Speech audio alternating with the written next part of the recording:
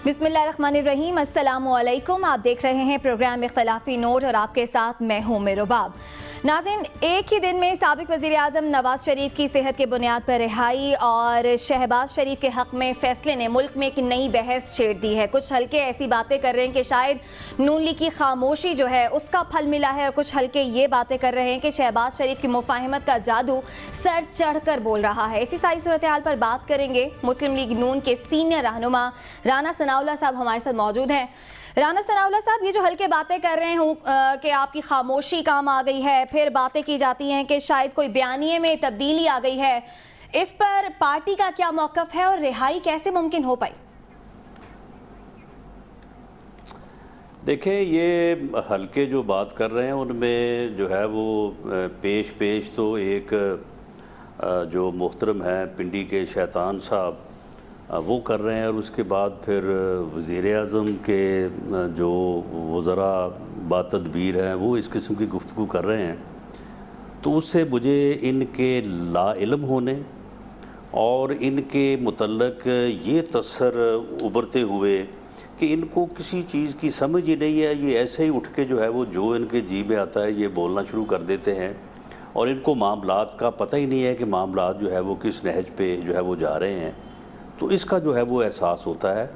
क्या मियाँ नवाज़ शरीफ को जो 6 हफ्ते की बेल मिली है कि वो अपनी सेहत से मुतल्लक इन्वेस्टिगेशन जो है वो जिसे एंजियोग्राम या एंजियोग्राफी कहते हैं वो ख़ुद अपने चॉइस के हॉस्पिटल, अपने चॉइस के डॉक्टर से करवा लें, ताकि उसके बाद मालूम हो सके कि उनकी सेहत को क्या कोई ख़तरा लाहक है या नहीं है, या उनकी सेहत की क्या पोजीशन है।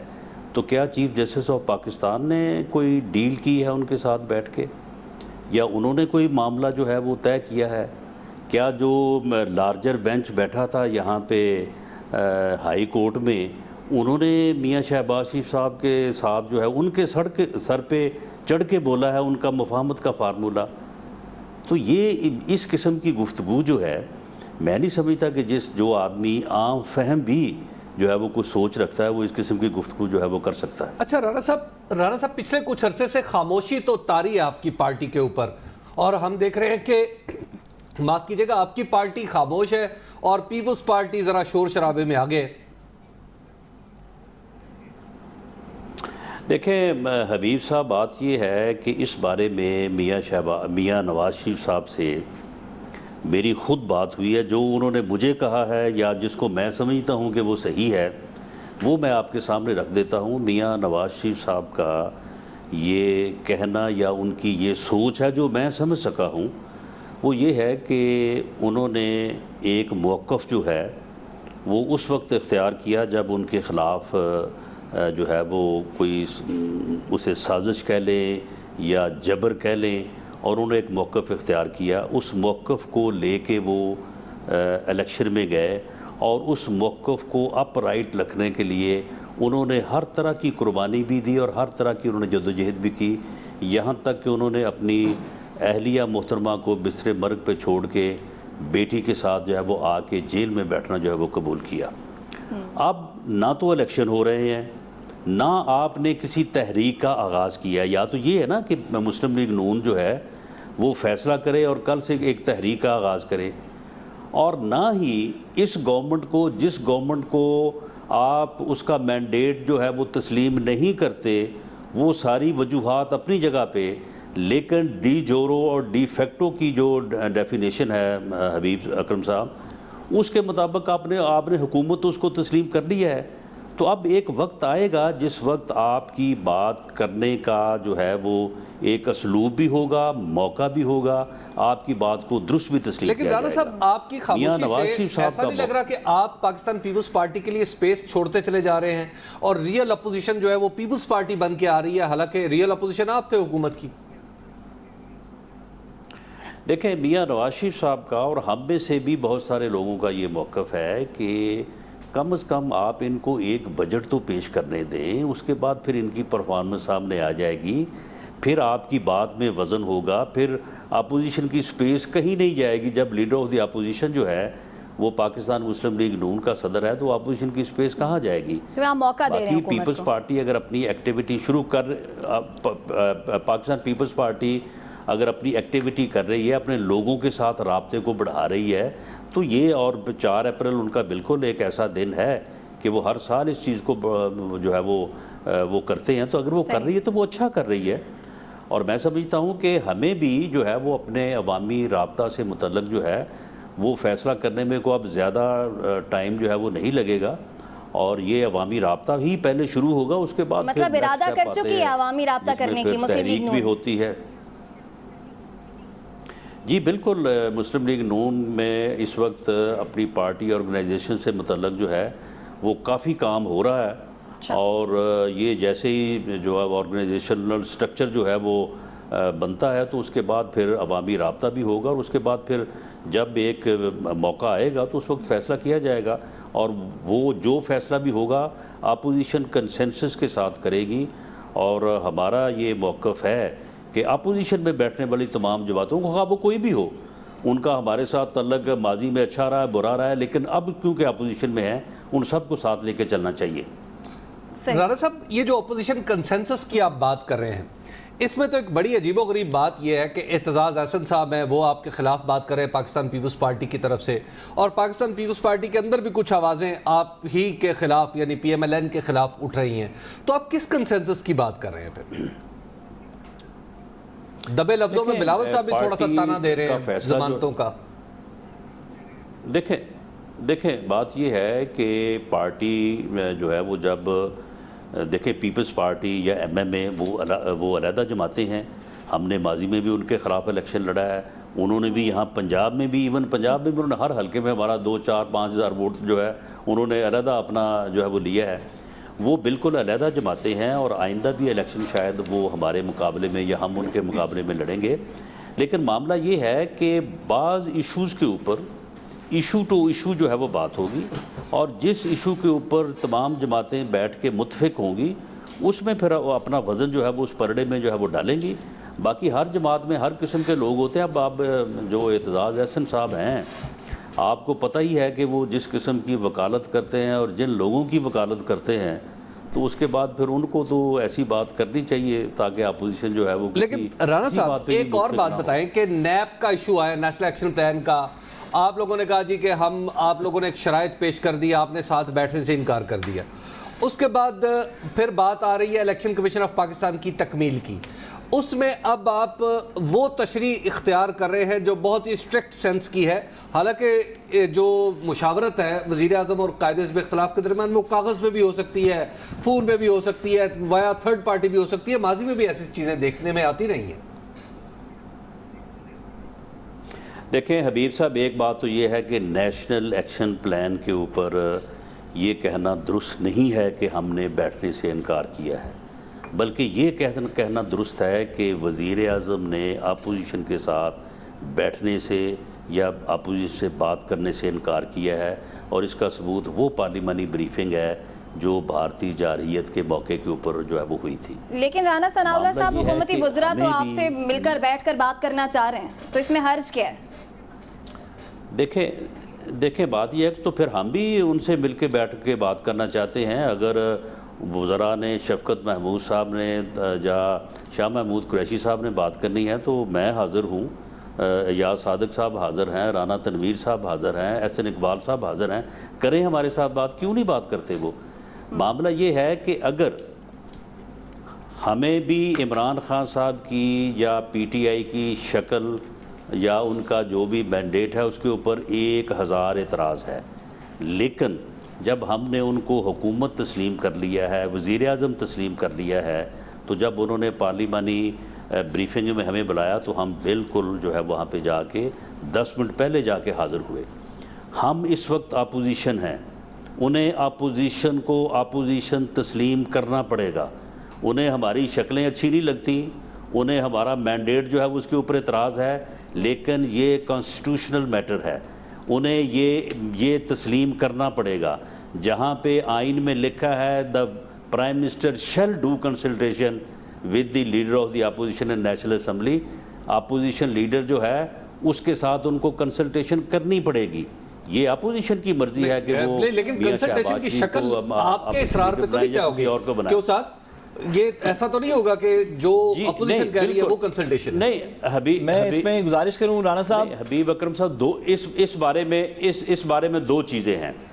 سعد رسول صاحب آپ بھی اس بات کو آپ بھی نوٹ فرما لیں. اس بارے میں دو باتیں. ایک تو روایت ہوتی ہے، اس سے پہلے جتنی بھی consultations in between prime minister and leader of the opposition ہوئی ہیں، وہ آپ یوسف رضا گیلانی صاحب کا دور دیکھ لیں، وہ میاں شہباز شریف صاحب کا دور دیکھ لیں، ہمیشہ اپوزیشن لیڈر نے خود فون کر کے اپوزیشن لیڈرز کو دعوتیں دی ہیں، ان کے ساتھ بات کی ہے کہ جی آپ بیٹھیں، آئیں، تشریف لائیں.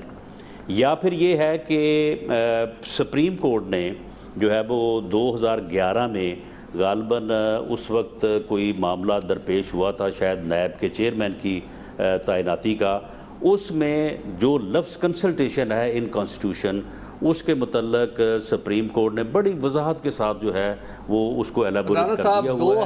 یہ دونوں چیزیں روایت اپنانی ہے، روایت اپنا لیں، سپریم کورٹ کا فیصلہ اپنانا ہے وہ اپنا لیں. آپ کنسلٹیشن کر رہے تھے حکومت کی طرف سے 2018 میں جب یہاں پر صوبائی حکومت ایک نگران حکومت بنانی تھی. رانا صاحب آئی ایم شور کہ آپ اس بات سے واقف ہوں گے. جی نہیں حبیب اکرم صاحب سن لیں. حبیب اکرم صاحب میں نے کنسلٹیشن نہیں کی تھی، میں نے صرف وزیر اعلیٰ کا میسج جو ہے محترم محمود رشید صاحب کو پہنچایا تھا، اور ان کی میٹنگ کا ٹائم طے کر کے میں خود جو ہے وہ وہاں پہ میں نے ریسیو کیا تھا میاں محمود رشید صاحب کو، اور ان کی جو ہے وہ میاں شہباز شریف صاحب جو اس وقت چیف منسٹر تھے ان سے ملاقات کروائی تھی. کنسلٹیشن انہوں نے خود کی تھی. رانا صاحب آئی ایم شور کہ آپ اس بات کو، کیونکہ آپ کا قانون سے بھی تعلق ہے، آپ اس بات کو بالکل سمجھتے ہوں گے کہ کنسلٹیشن کا لفظ آئین پاکستان میں ایک سے زیادہ دفعہ آیا ہے، جس کو صرف 2011 میں نہیں، اس سے پہلے الجہاد ٹرسٹ سے جوڈیشل اپوائنٹمنٹس کی کنسلٹیشن سے بھی ملا کے پڑھا جاتا ہے، اور یہ کہا گیا ہے کہ یہ بات آپ کی درست ہے کہ شیل کا لفظ ضرور استعمال ہوا ہے.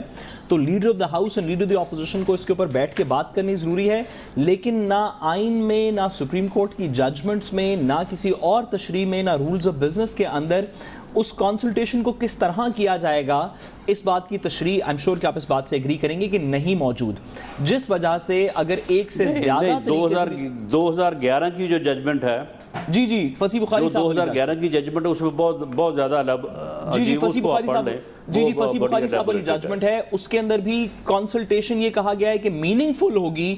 یہ نہیں بتایا گیا کہ کنسلٹیشن کا جو طریقہ ہے وہ کیا ہوگا، اس کے پیرامیٹرز کیا ہوں گے. نہیں اس میں ساتھ صاحب یہ ہے کہ وہ ایک سیریس ایفرٹ ہوگی to reach on a consensus. جی ایسے ہی ہے. جی آپ مجھے یہ بتائیں کہ میں آپ کے ساتھ بات ہی نہیں کروں گا تو میں آپ کے ساتھ کنسنسس پہ اوپر کیسے آؤں گا میں؟ لیکن آپ خط لکھنے کو، خط بھیجنے کو کیا آپ سیریس ایفرٹ نہیں سمجھتے؟ ان کے وزیر خارجہ آ رہے ہیں آپ کی طرف، ان کے سینئر وزراء آپ سے رابطہ، بلکہ زیادہ ٹرانسپیرنٹ ہے، سب کو پتا ہے کہ کیا خط کے اندر بات ہو رہی ہے. دیکھیں میری بات چلیں حبیب صاحب، بات یہ ہے کہ اگر انہوں نے وزیر خارجہ سے خط لکھوایا ہے تو ہم نے بھی leader of the opposition office میں جو ڈائریکٹر ہیں ان سے ان کو خط لکھوایا ہے، ہم نے بھی بڑا سیریسلی. اچھا رانا صاحب کیونکہ قانون پہ بات ہو رہی ہے، میں رانا صاحب سے ایک اور سوال کر سکوں؟ سوری رانا صاحب، میں کچھ ٹریفک ایشوز کی وجہ سے میں شروع کا پارٹ مس کر گیا. معذرتاً میں ایک بات پوچھنا چاہتا ہوں کہ جو نواز شریف صاحب کی ابھی بیل کی رہائی ہے، کیونکہ قانون کی بات ہو رہی ہے، آئی ایم شور کہ آپ نے وہ آرڈر بھی دیکھا ہوگا، اس کے آرگومنٹس بھی سنے ہوں گے، آپ آرگومنٹ سے واقف بھی ہیں. ایک تو یہ مینٹل سٹریس کے بارے میں تھوڑا سا بتائیے، جو گراؤنڈ آف بیل ون آف دی ایشوز جو مینٹل سٹریس کی بات کی گئی، ذرا اس پہ ذرا بتائیے کہ آپ کی قانون کی دانست میں اب سے پہلے ایسے ہوا ہے یا نہیں.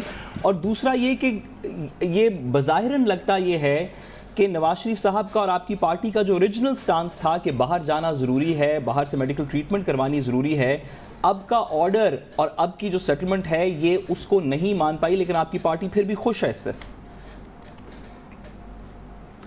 دیکھیں سعد رسول صاحب اور حبیب اکرم صاحب، دیکھیں معاملہ یہ ہے کہ دراصل ہوا یہ ہے، ہماری اس ملک کے ساتھ بدقسمتی یہ ہے کہ جس طرح سے پارلیمنٹ جو ہے، پارلیمنٹ خالص نہیں ہے.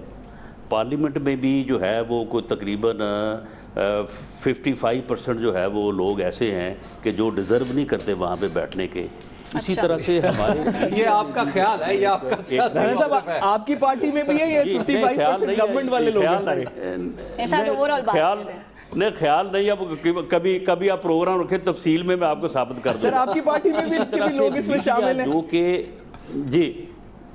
جی میں کہتا ہوں کہ اس کے اوپر آپ علیحدہ ٹائم دیجیے گا، میں آپ کو پورا بتا دوں گا کہ کن قوتوں نے، یعنی وہاں پہ پارلیمنٹ خالص تو تب ہے نا کہ لوگوں کے ووٹ سے، مینڈیٹ سے لوگ وہاں پہ جائیں. میں آپ کو ثابت کروں گا کہ کن حربوں اور کن قوتوں کے ذریعے سے لوگ وہاں پہ پہنچے ہیں، تو پھر کیسے خالص ہوئی. اب اسی طرح سے آپ لے لیں میڈیا کو. میڈیا دیکھیں، میڈیا لوگوں کی ایجوکیشن کرتا ہے. اب میڈیا کا حال یہ ہے کہ یہاں پہ یعنی جو تجزیے ہوتے ہیں وہاں پہ ایسے لوگوں کو بٹھا دیا گیا ہے. وہ ایک ڈرامہ ہوتا تھا جس میں ایک بھٹی ہوتا تھا، یعنی اب ہر تجزیہ پروگرام میں بھی ایک بھٹی بیٹھا ہے ہر پروگرام میں. رانا صاحب اچھا، رانا صاحب آپ حبیب صاحب کے بارے میں اس طرح کی باتیں نہ کریں. وہ اس قسم کے تجزیے کرتے، نہیں سن لیں، وہ اس قسم کے تجزیے کرتے ہیں بغیر سوچے سمجھے. دیکھیں معاملہ یہ ہے کہ اگر آپ بحث سنیں، 2 دن بحث ہوئی ہے اس کیس میں وہاں پہ سپریم کورٹ میں، یہ جو فیصلہ ہے اس بحث میں ایوالو ہوا جب میاں نواز شریف صاحب کے وکیل خواجہ حارث صاحب نے یہ ثابت کیا کہ جی ان کے 2 جو ہے وہ سرجری کے پروسیجرز ہوئے ہیں، یہ ان کی ہسٹری ہے. تو اس کے بعد جو ہے یہ ان کی صحت کو سیریس جو ہے وہ تھریٹ لاحق ہے. تو چیف جسٹس صاحب نے کہا کہ دیکھیں یہ تو آپ ساری ہسٹری بیان کر رہے ہیں، اور یہ جو آپ نے 4 میڈیکل بورڈز کی رپورٹ دی ہے اس میں تو یہ موجودہ صورتحال کا تو کہیں بھی نہیں لکھا کہ جی ان کی اس وقت صورتحال کیا ہے. تو خواجہ حارث صاحب نے کہا کہ جی بورڈ نے یہ ریکمینڈ کیا ہے کہ ان کی انجیوگرافی کرائی جائے. انجیوگرافی کے بعد معلوم ہوگا کہ اس وقت ان کی صورتحال ہے کیا، انہیں کتنا علاج چاہیے، اندر چاہیے، باہر چاہیے، کہاں سے چاہیے. تو اس کے اوپر پھر سوال آیا کہ حکومت جو ہے وہ انجیوگرافی کروانے کو تیار نہیں ہے، ادھر ادھر ان کو گھماتی پھرتی ہے، لیکن انجیوگرافی کروانے کی کوئی سیریس ایفرٹ نہیں ہوئی. میاں نواز شریف صاحب حکومتی ارینجمنٹ میں انجیوگرافی کروانے کو تیار نہیں ہے. تو اس کا انہوں نے حل یہ نکالا کہ میاں صاحب کو انہوں نے ٹائم دے دیا 6 ہفتے کا کہ وہ اپنے چوائس اور اپنی مرضی کے ڈاکٹر سے جو ہے وہ اپنا انجیوگرافی کروائیں. اس کے بعد پتہ چلے گا کہ ان کی صحت کو کیا خطرہ لاحق ہے اور کس طرح سے اس کا علاج ممکن ہے. بریک کی طرف جانے، بس شارٹلی آنسر کیجیے گا. اگر حکومت سیریس ایفرٹس نہیں کر رہی ہاتھ ملانے کے لیے تو حکومت کو کیا کرنا چاہیے جو آپ لوگ بھی ہاتھ ملانے کے لیے تیار ہوں گے حکومت کے ساتھ؟ حکومت کو جو ہے وہ اپوزیشن کو ڈیو رسپیکٹ اور کانسٹیٹیوشنل جو ان کا حق ہے ان کو دینا چاہیے. اس کے بغیر پھر ایک جمہوری اور پارلیمانی حکومت جو ہے وہ نہیں چل سکتی. ٹھیک ہے، بہت شکریہ. مسلم لیگ نون کے سینئر رہنما رانا ثناء اللہ صاحب ہمارے ساتھ موجود تھے. وقت ہوئے بریک کا، واپس آئیں گے بریک کے بعد.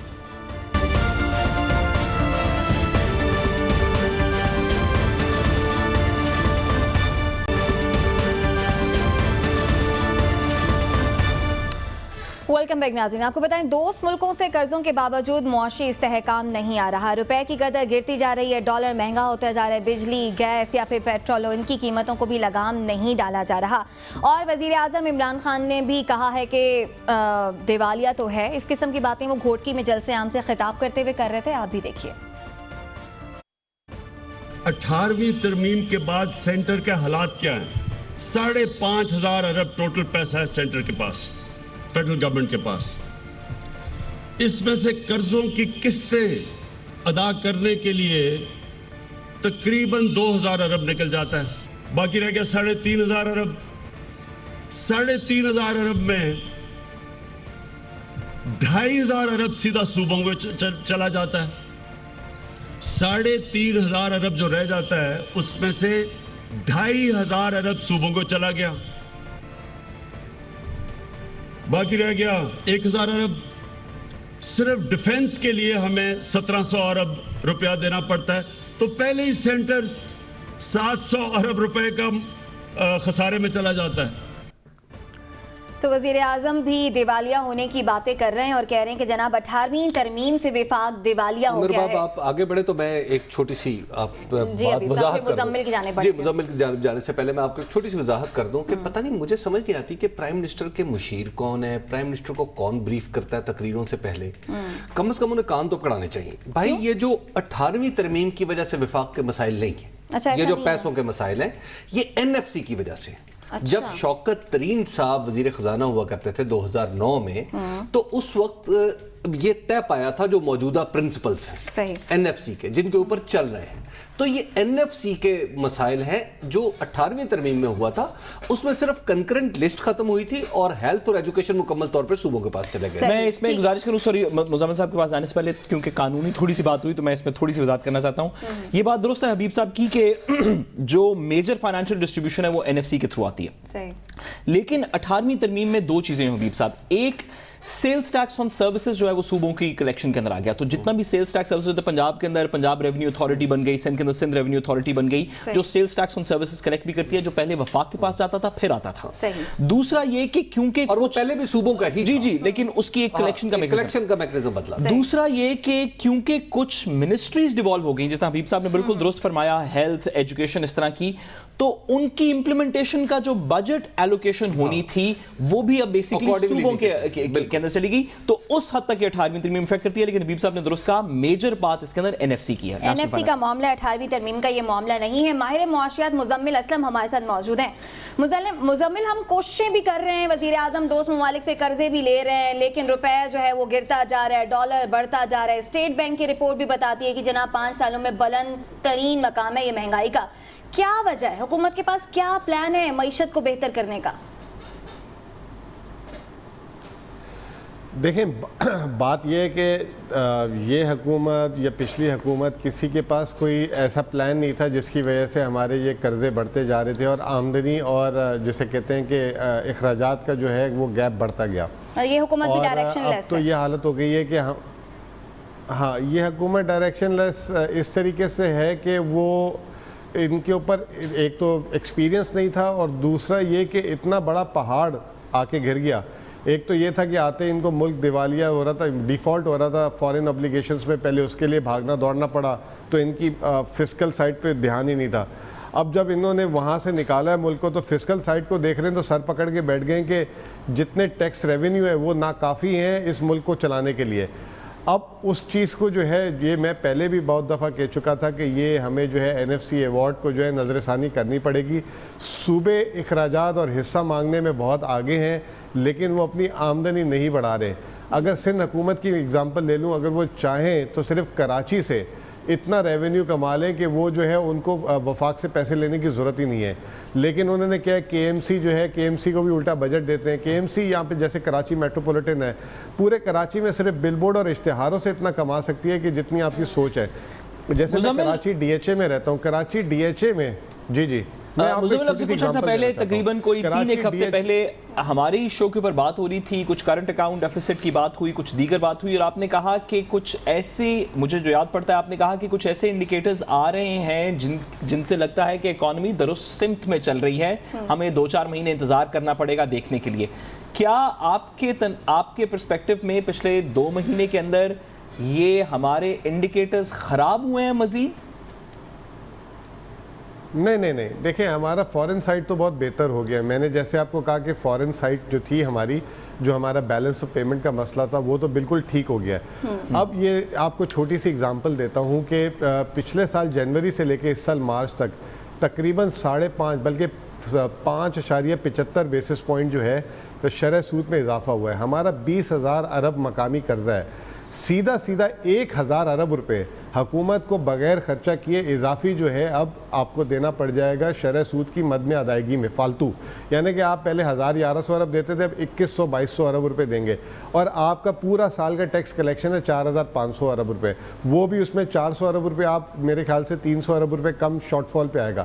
تو بات یہ ہے کہ اب ہمیں مقامی طور پہ جو ہے ہمیں اپنی ریسورسز کو موبلائز کرنا پڑے گا, ٹیکس لینا پڑے گا. اچھا مزمل, یہ بتائیے کہ اس وقت صورتحال یہ ہے کہ جنوبی ایشیا میں سارک ملکوں کی اگر بات کریں تو ہم سب سے اوپر ہیں ریٹ آف انٹرسٹ کے حساب سے. ہمارا جو پالیسی ریٹ ہے یعنی اتنی مہنگی, اتنا زیادہ شرح سود ہے کہ قرضہ لینا محال ہو گیا کسی بھی نئے کاروبار کے لیے.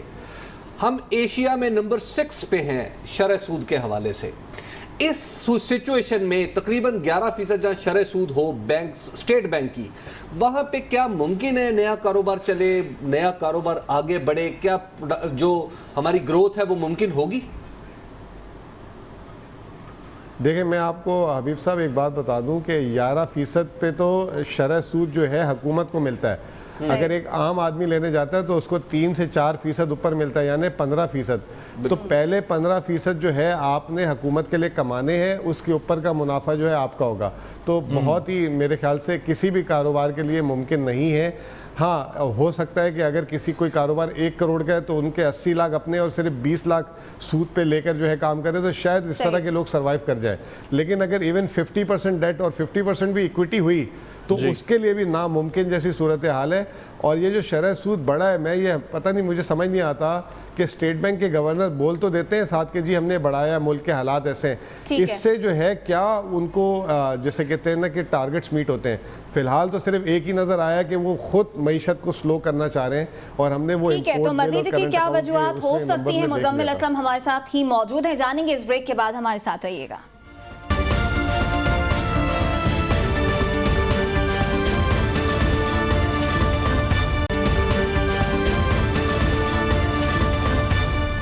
Welcome.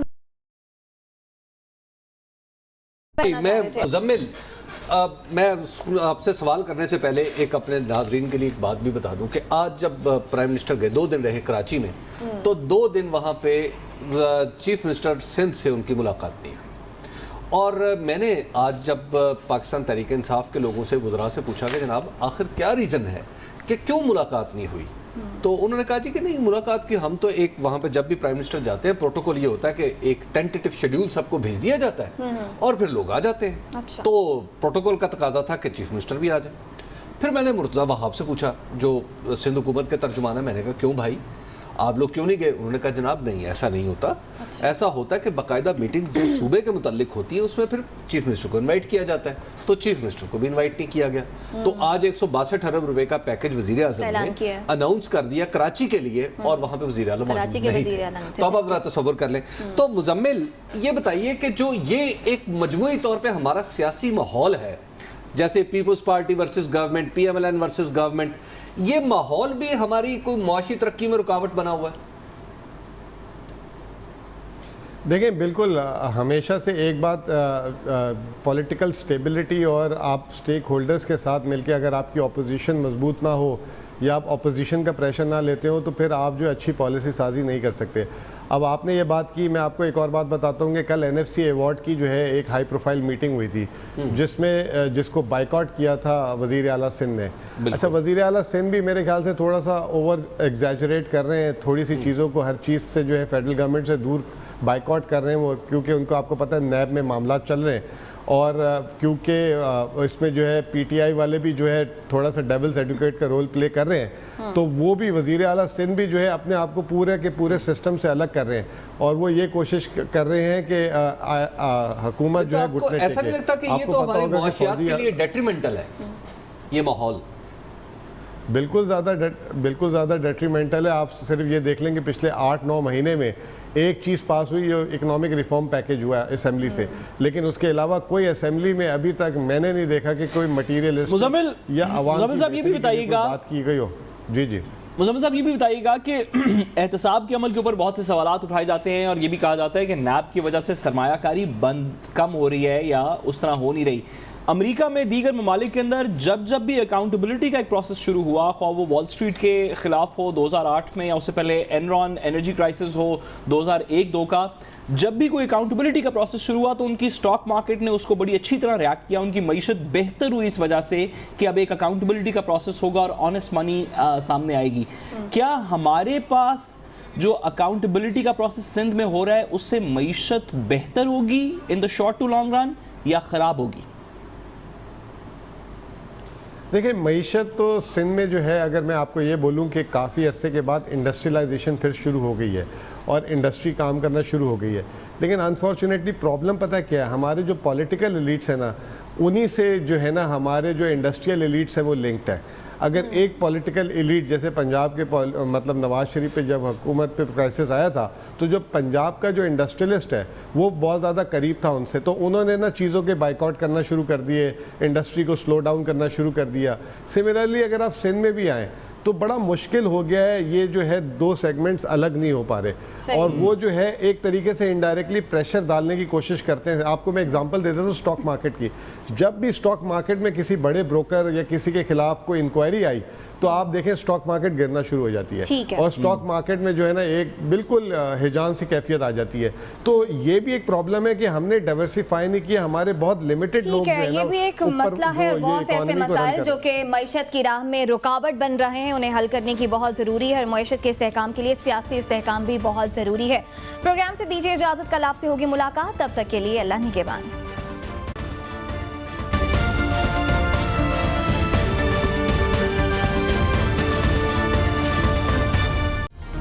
Hi, it's Sayyeda Shanaz here. Thank you for watching Dunia News. For more videos and updates, don't forget to click the subscribe button. Keep watching Dunia News.